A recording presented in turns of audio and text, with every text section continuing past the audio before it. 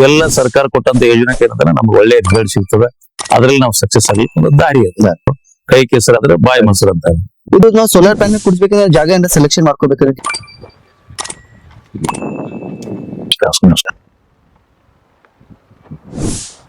ಎಂಟು ದಿವ್ಸಕ್ಕ 10 ದಿವ್ಸಕ್ಕೆ ಒಂದ್ಸಲ ಸೋಲಾರ್ ಪ್ಲೇಟ್ ತೊಳಿಬೇಕು. ನೀವು ಆನ್ಲೈನ್ ದುಡ್ಡು ಆನ್ಲೈನ್ ಕೊಡ್ಬೇಕನ್ನ ಡೀಲ್ಸ್ ಇದು ಇಲ್ಲ, ಅದಕ್ಕಿಂತ ಮುಂಚೆ ನೀವು ಏನಾದ್ರು ರೆಡಿ ಮಾಡ್ಕೊಂಡಿದ್ರಿ? ಅಲ್ಲಿಗೂ ಎಲ್ಲ ಆನ್ಲೈನ್ ಅಪ್ಲಿಕೇಶನ್, ಆನ್ಲೈನ್ ಡಾಕ್ಯುಮೆಂಟ್ಸ್ ಏನೇನ್ ಬೇಕು, ಬೆನಿಫಿಟ್ಸ್ ಗಳು 80% ಸಬ್ಸಿಡಿ ಇದೆ ಅನ್ನೋ ಉದ್ದೇಶಕ್ಕಾಗಿ ಪ್ರಧಾನಮಂತ್ರಿಗಳು ಏನಾದ್ರು ರೈತರ ಸಲುವಾಗಿ ತಮ್ಮದೇ ಆದಂತ ಒಂದು ರೈತರಿಗೆ ಹೆಲ್ಪ್ ಆಗ್ಲಿ ಅಂತ ಹೇಳಿ ಒಂದು ಯೋಜನೆ ತೆಗೆದಿದ್ದಾರೆ. ಇವತ್ತು ನಾನು ಕಲಬುರಗಿ ಜಿಲ್ಲೆಯ ಅಫಜಲ್ಪುರ ತಾಲೂಕಿನ ನೇಲಿ ಗ್ರಾಮದಲ್ಲಿ ಇದ್ದೀನಿ.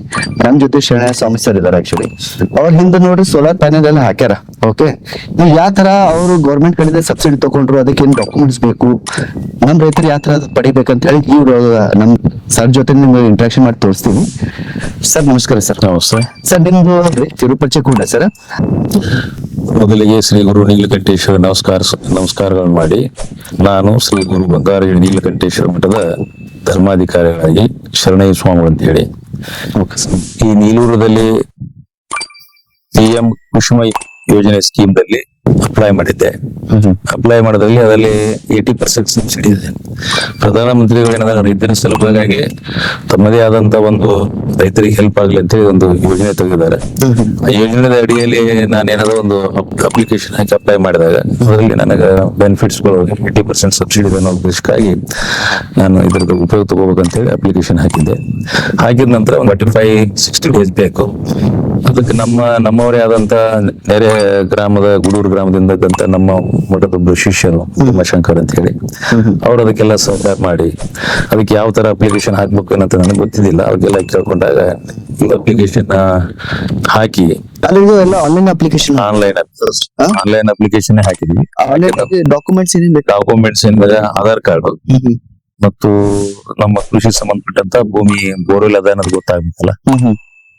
ಬೋರ್ವೆಲ್ ಕೊರಗಿಸ್ತೀವಿ ಅಂತಂದ್ರೆ ಅದನ್ನ ನೋಡ್ಕೊಂಡ ಪಾನಿ ಹಾಕಿದಾಗ ಅವೈಲೇಬಲ್ ಬೇಕಾಗಿದ್ದು ಡಾಕ್ಯುಮೆಂಟ್ಸ್ ಇದಾದ ನಂತರ ಅವ್ರ ಅಮೌಂಟ್ ಕೇಳ್ತಾರೆ. ಎಷ್ಟಂದ್ರೆ 80% ಡಿಸ್ಕೌಂಟ್ ಕಟ್ ಮಾಡಿ ಎಷ್ಟು ಕಟ್ಟಬೇಕು ಅನ್ನೋ ನಮ್ದು 5 HP ಗೆ ಇಂತಿಷ್ಟ ಅಂತ, 7.5 HP ಗೆ ಇಂತಿಷ್ಟ ಅಂತ, 7.5 HP ಗೆ ಸಬ್ಸಿಡಿ 82,000 ನಾವು ಕಟ್ಟಬೇಕಾಗಿತ್ತು. ಇದರಿಂದ ನಾವು ಸ್ಕೀಮ್ನಲ್ಲಿ ಅವೈಲೇಬಲ್ ಥೋಡೆ ಬಂದೆಲ್ಲ ಮೋಟರ್ ವಿತ್ ಕೇಬಲ್ ಪ್ಯಾನಲ್ ಗಿನಲ್ ಎಲ್ಲ ಮಾಡಿ ತಾವೇ ತಂದು ಫಿಟ್ ಮಾಡೋದು. ಅದಕ್ಕಿಂತ ಮುಂಚೆ ನೀವು ಏನಾದ್ರು ರೆಡಿ ಮಾಡ್ಕೊಂಡಿದ್ರಿ? ನಾವು ಅದಕ್ಕಿಂತ ಮೊದಲು ಏನಾದ್ರು ಒಂದ್ಸಲ ನಾನು ಮೊಬೈಲ್ ನಲ್ಲಿ ಯೂಟ್ಯೂಬ್ ನಲ್ಲಿ ನೋಡಿದಾಗ PM ಕುಸುಮ ಯೋಜನೆ ಸೌಲಭ್ಯ ಸಾಕಷ್ಟು ಅದಾವ ಅಂತ ಹೇಳಿದ್ರು. ತಗೋಬೇಕು ರೈತರ ಸಲುವಾಗಿ ಪ್ರಧಾನಮಂತ್ರಿ ಎಷ್ಟೆಲ್ಲ ಸೌಕರ್ಯ ಮಾಡ್ತಾರಂತ ಅದನ್ನ ನಾವು ಉಪಯೋಗ ಮಾಡ್ಕೊಳ್ಳ. ಅದಕ್ಕೋಸ್ಕರವಾಗಿ ನಾನೇನಂದ ಈ ಇದಕ್ಕೆ ನಾನು ಸ್ಕೀಮ್ ಆಯ್ಕೆ ಮಾಡ್ಕೊಂಡೆ. ಆಯ್ಕೆ ಮಾಡ್ಕೊಂಡ ನನಗೆ ಆಲ್ರೆಡಿ ನನ್ ಸಕ್ಸಸ್ ಆಗಿ. Okay sir. ಈಗ ಅದರಿಂದ ಏನಂದ್ರೆ ಸೂರ್ಯನ ಕಿರಣಗಳು 8:30 ಸ್ಟಾರ್ಟ್ ಆಯ್ತು ಅಂದ್ರೆ 4-4:30-5 ಗಂಟೆ ತನಕ ಸೂರ್ಯನ ಕಿರಣಗಳಿಂದ ಇವತ್ತಿನ ಸೋಲಾರ್ ಪ್ಯಾನೆಲ್ ಫಸ್ಟ್ ಕ್ಲಾಸ್ ನಡೀತಾ ಇದೆ. ಇಷ್ಟೇ ನಾನು 100 ಎಕರೆ ಕಬ್ಬ ಕೃಷಿ ಸಂಬಂಧಪಟ್ಟಂತ ಒಳ್ಳೆ ಬೀಜವನ್ನು ತಂದು ನಾನು ನಾಟಿದ್ದೀನಿ ಕನ್ಯಾದ್ರಿಗೆ ಅದ. ಆದ್ರೆ ಇದಕ್ಕೆಲ್ಲ ನನ್ಗೆ ನೀರ್ ಸಬ್ಸೆಂಟ್ ನೀರು ಸರಿಯಾಗಿ ಚೆನ್ನಾಗಿದೆ. ಅದಕ್ಕೆ ಈಗ ಆಲ್ರೆಡಿ ಏನಂದ್ರೆ ಸೋಲಾರ್ ಪ್ಯಾನೆಲ್ ನನಗ ಒಳ್ಳೆ ಸಹಾಯ ಮಾಡ್ತಾ ಇದೆ. ಆದ್ರೆ ಇದು ಏನಂತ ಮಳೆಗಾಲ ಬೆಳೆ ಅಲ್ಲ, ಬೇಸಿಗೆಗೆ ಸಂಬಂಧಪಟ್ಟ ಸೂರ್ಯ ಯಾವಾಗ್ಲೂ ಇದ್ದೇ ಇರ್ತಾನೆ. ಮಳೆಗಾಲದಾಗಿದ್ರು ಸೂರ್ಯ ಇರ್ತಾನೆ, ಬೇಸಿಗೆದಲ್ಲಿ ಸೂರ್ಯ ಇರ್ತಾನೆ, ಚಳಿಗಾಲದಲ್ಲಿನೂ ಸೂರ್ಯ ಇರ್ತಾನೆ. ಬಟ್ ಮೋಡ ಕವಿತ ವಾತಾವರಣ ಇದ್ದಾಗ ಅಷ್ಟೇ ನಮ್ಗೆ ಸೋಲಾರ್ ಅನಾನುಕೂಲತೆ ಆಗುತ್ತೆ. ಮತ್ತು ಯಥಾ ಪ್ರಕಾರ ಸೂರ್ಯ ಹೊರಗಡೆ ಬಂದಾಗ ಆ ಸೋಲಾರ್ ಸಾಕಷ್ಟು ಹಾಗೆ ನಮ್ಗೆ ಏನದ ಬೋರ್ವೆಲ್ ಏನದೆಲ್ಲ ಸರಿಯಾಗಿ ಚಾಲನೆ ಕೊಡ್ತದೆ. ಅದ್ರಲ್ಲಿ ಫಸ್ಟ್ ಕ್ಲಾಸ್ ನೀರ್ನು ಸರಿಯಾಗಿ ಬರ್ತಾ ಇದೆ. ಡೀಪ್ ನಮ್ದು ಕನಿಷ್ಠ ಬೋರ್ವೆಲ್ 416 ಫೀಟ್ ಹೊಡೆದಿವಿ ಅಂತ 330 ಫೀಟ್ ಅಂದ್ರೆ 330 ಫೀಟ್ ಡೀಪ್ ನಲ್ಲಿ ಮೋಟರ್ ಬಿಟ್ಟಿದ್ದೀವಿ. 330 ಫೀಟ್ ನೀರ್ ಐತೆ ಅಂತಂದ್ರೆ ಸೋಲಾರ್ ಕೆಲಸ ಸರಿಯಾಗಿದೆ ಅಂತ ಪ್ರಧಾನಮಂತ್ರಿಗಳು ಮಾಡಿದ್ದು ನನಗೆ ಒಳ್ಳೆ ವಿಚಾರ ಅಂತ, ರೈತರಿಗೆ ಒಳ್ಳೆ ಉಪಯೋಗ ಅದ. ಎಲ್ಲರೂ ನೀವೆಲ್ಲರೂ ಕೂಡ ಸದುಪಯೋಗ ತಗೋಬೇಕಂತ ನನ್ನ ಅಭಿಪ್ರಾಯ. ಸ್ವಾಮೀಜಿ, ಇದು ನಾವು ಈಗ ಸೆಲೆಕ್ಷನ್ ಮಾಡಿ ಅಪ್ಲಿಕೇಶನ್ ಹಾಕೋ ಟೈಮ್ನಾಗ ನೀವು ದುಡ್ಡು ಆನ್ಲೈನ್ ಕೊಡ್ಬೇಕನ್ನ ಡೀಲರ್ಸ್? ಇದು ಇಲ್ಲ, ಡೀಲರ್ಸ್ ಅದು ಯಾವ್ದು ಸಂಬಂಧ ಇಲ್ಲ. ಡೈರೆಕ್ಟ್ ಅಪ್ಲೈ ಮಾಡಿದ್ದ ಆನ್ಲೈನ್ ಗೆ ಗೌರ್ಮೆಂಟ್ ಗೆ ಕಟ್ಟಬೇಕು. ಗೌರ್ಮೆಂಟ್ ದಿಂದಾನೇ ನಮ್ಗೆ ಆಲ್ರೆಡಿ ನಮ್ಗ ರಿಶೂಡ್ ಕಾಪಿ. ಓಕೆ, ಅದೇನಿಲ್ಲ. ಯಾವುದೇ ಇದರಲ್ಲಿ ಗೋಲ್ಮಾಲ್ ಆಗ್ಲಿ, ಯಾವುದೇ ನಡಬರ್ಕಿನ ಲಂಚದ ವ್ಯವಹಾರ ಆಗ್ಲಿ, ಅದಕ್ಕೆ ಯಾವಕ್ಕೂ ಪ್ರಧಾನಮಂತ್ರಿಗಳು ಬಹಳ ನೀಟಾಗಿ ಕೆಲಸ ಮಾಡಿದ್ದಾರೆ. ಯಾಕಂದ್ರೆ ಬಹಳ ಜನ ದುರುಪಯೋಗ ತಪ್ಪುವಂತ ಜನ ಸೋಲಾರ್ ಹಂಗದ ಹಿಂಗದ ಏನಿಲ್ಲ. ನಾನು ಉಪಯೋಗ ಮಾಡೀನಿ. ನನ್ನ ಅನುಭವ ಹಂಚ್ಕೋತೀನ. ಸೋಲಾರ್ ಒಳ್ಳೆ ಇದು ಅದ, ಆದ್ರೆ ಅದು ಸರಿಯಾಗಿ ಉಪಯೋಗ ಮಾಡ್ಬೇಕು. 8 ದಿವ್ಸಕ್ಕ 10 ದಿವ್ಸಕ್ಕೆ ಒಂದ್ಸಲ ಸೋಲಾರ್ ಪ್ಲೇಟ್ ತೊಳಿಬೇಕು. ಓಕೆ. ಅದು ಡಸ್ಟ್ ಕುಂತಂದ್ರ ಸೋಲಾರ್ ಕಿರಣಗಳ ಕಂಬಂದು ಕರೆಂಟ್ ಉತ್ಪತ್ತಿ ಸರಿಯಾಗುತ್ತೆ. ಅದು ವಿಚಾರ ನಮ್ಮಲ್ಲಿ ಸರಿಯಾಗಿ ಸದುಪಯೋಗ ತಗೊಂಡ್ರೆ ನೀರ್ನು ಬರ್ತಾವ, ಅದ್ರ ಉಪಯೋಗ ನಮಗೆ ಸಿಗ್ತದ.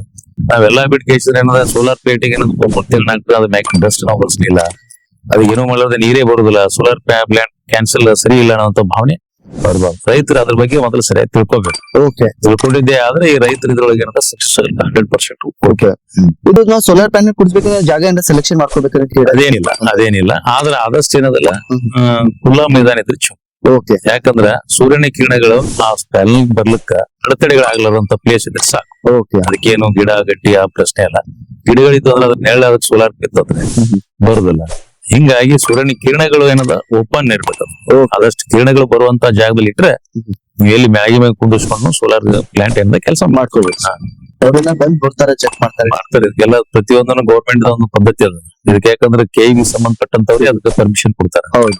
ಸೋಲಾರ್ ಪ್ಯಾನೆಲ್ ಅಂತಂದ್ರೆ ಅವ್ರಿಗೆ ಮತ್ತೆ ಅದಕ್ಕೂ ಅವ್ರಿಗೆ ಸಂಬಂಧ, ಅವರೆಲ್ಲ ಜೆಇಗಳೆಲ್ಲ ಇಲ್ಲೆಲ್ಲ ನೋಡಿ ಸರ್ವೆ ಮಾಡಿ ಇದಕ್ಕೆ ಯೋಗ್ಯತೆ ಸ್ಥಳ ಅದನ್ನ ಇಲ್ಲೋ, ಇವ್ರೇನ್ ಕರೆಕ್ಟ್ ಮಾಡ್ತಾರೆ ಇಲ್ಲೋ, ಇದ್ರ ರೂಪಾಯಿ ತಗೋತಾರೆ ಎಲ್ಲ ಸರ್ಕಾರ ಈ ಸದ್ಯ ನನಗಿನ ಮಟ್ಟಿಗೆ ಒಳ್ಳೆ ಚಾಚು ತಪ್ಪದೆ ತಮ್ಮದೇ ಕೆಲಸದಲ್ಲಿ ಮಾಡಿ ಕಾರ್ಯಕ್ರಮಗಳು ಏನದ ಎಲ್ಲರೂ ಯಶಸ್ವಿಯಾಗಿ ಮಾಡ್ತಾರೆ. ಮೊದಲೇನದ ಅವಾಗಿನ ಮೊದಲ ಸಮಯ ಇತ್ತು, ಎಲ್ಲೋ ಕುಂತು ಏನೇನೋ ಮಾಡಿ ಫೋರ್ಜರಿ ಮಾಡುವಂತ ಸಮಯ. ಈಗ ಯಾವ್ದು ಫೋರ್ಜರಿ ಇಲ್ಲ. ನನಗಷ್ಟು ಮಟ್ಟಿಗೆ ಇದ್ರಾಗ ಯಾವ್ದನ್ನು 1 ರೂಪಾಯಿನೂ ಒಂದು ನಯ ಪೈಸೆನೂ ಯಾವ್ದು ದುರ್ಬಳಕೆ ಆಗುವಂತ ಕೆಲಸ ಇಲ್ಲ. ಒಂದು ದುರ್ಬಳಕೆ ಮಾಡ್ಲಿಕ್ಕೆ ಅವಕಾಶ ಇಲ್ಲ. ಓಕೆ. ಸ್ವಾಮೀಜಿ, ಈಗ ನಾವು ಅಪ್ಲಿಕೇಶನ್ ಹಾಕೋ ಟೈಮ್ ಬೋರ್ವೆಲ್ದು ಎಲ್ಲ ಡಾಕ್ಯುಮೆಂಟ್ಸ್ ಎಲ್ಲ ಕೊಡ್ಬೇಕಾಗತ್ತೆ. ಬೋರ್ ಅದೆಲ್ಲ ನೋಡ್ತಾರೆ ಮತ್ತೆ ಸೋಲಾರ್ ಎಲ್ಲಿ ಕುಂದಿಸ್ತೀರಿ. ಹೌದು. ಸೋಲಾರ್ ಕುಂದ್ರಿಸೋದು ಎಲ್ಲಿ, ಸೋಲಾರ್ ಕುಂದಿಸ್ತೀರಿ ಅಂತಂದ್ರೆ ಅರ್ಥ ಏನು? ಹೌದು. ನೀವು ಸುಮ್ನೆ ಬೋರ್ವೆಲ್ ಅಂತೇಳಿ ಎಲ್ಲಾರ ಬಂದು ಸೋಲಾರ್ ಕುಂದಿಸ್ತೀನಿ ಅಂತೀರಿ. ಅಲ್ಲಿ ಬೋರ್ವೆಲ್ ಇಲ್ಲ ಅಂದ್ರೆ ಸೋಲಾರ್ ಕುಂದಿಸ್ತೀನಿ. ಆ ಸೋಲಾರ್ ಯಾರಿಗಾರ ಕೊಡ್ತೀರಾ? ಅದು ದುರುಪಯೋಗ ಆಗ್ಬೋದಲ್ಲ, ದುರ್ಬಳಕೆ ಆಗ್ಬೋದು. ಬೋರ್ವೆಲ್ ಅದನ್ನ ಎಲ್ಲ ನೋಡ್ತಾರ, ನೀರ್ ಅದನ್ನ ಎಲ್ಲಿ ನೋಡ್ತಾರ. ಮತ್ತೆ ಎಲ್ಲ ನಮ್ ನೋಡಿ ಆಲ್ರೆಡಿ 4-5 ಇಂಚ್ ನೀರ್ ಅದ, 5 ಇಂಚ್ ನೀರ್ ಅದ ನಮ್ಮ ಈ ಬೋರ್ವೆಲ್. ಹೆಚ್ಚಿಗೆ ನೀರ್ ಸರಿಯಾಗದ. ಮತ್ತೆ ಇಂಥದಕ್ಕೆ ಏನದ ಸೋಲಾರ್ ಇದೊಂದು ಪ್ರಧಾನ ಮಂತ್ರಿಗಳು ಮತ್ತೆ ಇದೊಂದು ಒಂದ್ಸಲ ಸೆಟಲ್ಮೆಂಟ್ ಅಂದಂಗ ಒಂದ್ಸಲ ನಾವು ಅಮೌಂಟ್ ಕಟ್ಟಿದಾಗ ಇಷ್ಟೆಲ್ಲ ನಮ್ಮ ಸೌಕರ್ಯ ಇಷ್ಟೆಲ್ಲ ಕಾಸ್ಟ್ಲಿದಂತ ಮಟೀರಿಯಲ್ಸ್ ಕೊಟ್ಟು ರೈತರಿಗೆ ಹೆಲ್ಪ್ ಮಾಡ್ತಾರಂದ್ರ ಮತ್ ನಮ್ ಜೀವನ ಇದು ಉಪಯೋಗ ಮಾಡ್ಕೋಬೇಕು. ಸುಮ್ನೆ ರೈತರ ಬಗ್ಗೆ ಬ್ಲೇಮ್ ಮಾಡೋದಾಗ್ಲಿ ಸರ್ಕಾರ ಬಗ್ಗೆ ಬ್ಲೇಮ್ ಮಾಡಬಾರ್ದು. ಸರ್ಕಾರ ಕೊಟ್ಟಂತದ್ದು ಯೋಜನೆಗಳೇನಲ್ಲ ಸರಿಯಾಗಿ ಸದುಪಯೋಗ ತಕೋಬೇಕು. ನಾವು ಸುಮ್ನೆ ಏನೇ ಮಾಡ್ಲಾರ್ದಕ್ಕೇನೋ ಸುಮ್ನೆ ನಾನೊಬ್ಬ ಮಠಾಧೀಶ ಆಗಿ ಈಗ ನೋಡಿಲ್ಲ ನಮ್ಮ ಆಳ್ ಮಕ್ಳು ಬಂದಿಲ್ಲ ಅಂದ್ರೆ ಸ್ವತಃ ಬಂದ್ ನಾವು ನೀರ್ ಹುಡ್ತಾ ಇದ್ವಿ. ಹುಡಬೇಕು. ಯಾಕಂತ ಕೇಳು, ಕೈ ಕೆಸರು ಅಂದ್ರೆ ಬಾಯಿ ಮೊಸರು ಅಂತಾರೆ. ನಾವೇ ಕೆಸರು ಮಾಡಿದ್ರೆ ನಾನೊಬ್ಬ ಸ್ವಾಮೀಜಿ ಇದ್ದೀನಿ, ನಾವೊಬ್ಬ ಶ್ರೀಮಂತ ಇದ್ದೇನೆ ಅಂತ ಮನೆಯೊಳಗೆ ಕುಂತಾನೆ. ಇವೆಲ್ಲ ಹೆಂಗ್ ಕೆಲಸ ಆಗ್ತಾವ? ಆಗೋದಿಲ್ಲ. ಈಗ ನಾವು ಆಳ್ ಮಕ್ಳು ಸರಿ, ನಾವು ಹಾಳಾಗಿ ದುಡಿದ್ರೆ ಇವೆಲ್ಲ ಸರ್ಕಾರ ಕೊಟ್ಟಂತ ಯೋಜನೆಗೆ ಏನಂತಾನೆ ನಮ್ಗೆ ಒಳ್ಳೆ ರಿಸಲ್ಟ್ ಸಿಗ್ತದೆ. ಅದ್ರಲ್ಲಿ ನಾವು ಸಕ್ಸಸ್ ಆಗ್ಲಿಕ್ಕೆ ಒಂದು ದಾರಿ ಅಷ್ಟೇ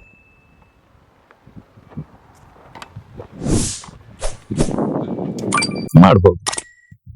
ಥ್ಯಾಂಕ್ ಯು ಸ್ವಾಮೀಜಿ ಅವರೇ. ಇದು ವಿಡಿಯೋ ನಮ್ದು ರೈತರಿಗೆ ಬಹಳ ಪಸಂದ್ ಬರುತ್ತೆ ರೀ. ರೈತರ ಪರವಾಗಿ ಧನ್ಯವಾದ ಸರ್. ಸರಿ, ಥ್ಯಾಂಕ್ ಯು ಸರ್.